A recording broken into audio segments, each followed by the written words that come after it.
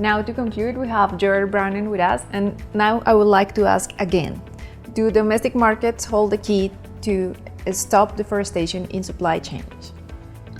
Well, thank you, Nancy, for this question. I think today we have learned about the context in tropical forest countries. We have learned about the setup of zero deforestation agreements in supply chains.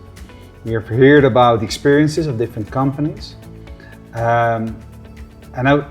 My takeaway from what we have seen in the past years in domestic markets in tropical forest countries is that they play a crucial role in tackling this issue.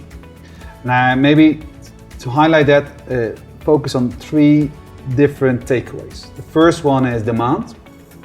The second one is monitoring and traceability. The third one is finance. Okay, can you explain further? Yeah, of course. If we look, for example, at demand, there's demand for international demand for deforestation-free products. But we run the risk that if we don't work on demand in domestic markets for deforestation-free products, we run the risk that non-compliant production is being absorbed in these local markets.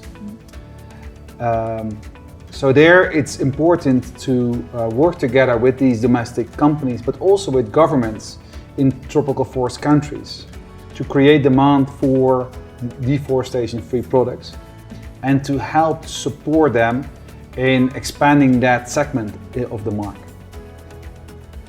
The second is traceability and monitoring.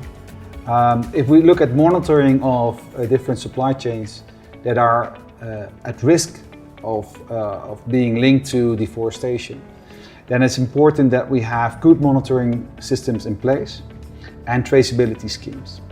And what we've seen so far is that, especially with indirect suppliers, they pose a major risk, especially for international companies, of having, let's say, a link with deforestation.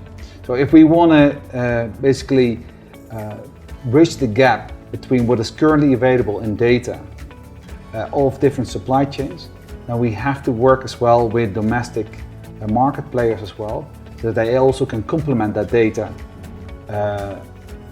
to have, let's say, a full picture of what's going on, let's say, in these tropical forest countries. Mm-hmm. And then the third one is finance.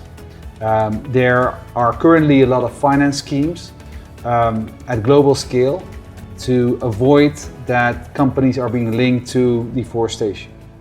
And I think that should also be complemented to, let's say, finance schemes in domestic markets. So what I'm talking about is banks, local banks in these tropical forest countries that also have the capacity to monitor their portfolio of financial products if there is any link to deforestation.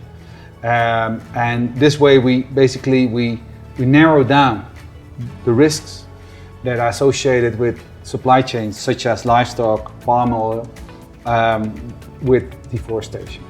So overall, I think domestic markets play a crucial role if we want to stop deforestation in the coming decade or decades.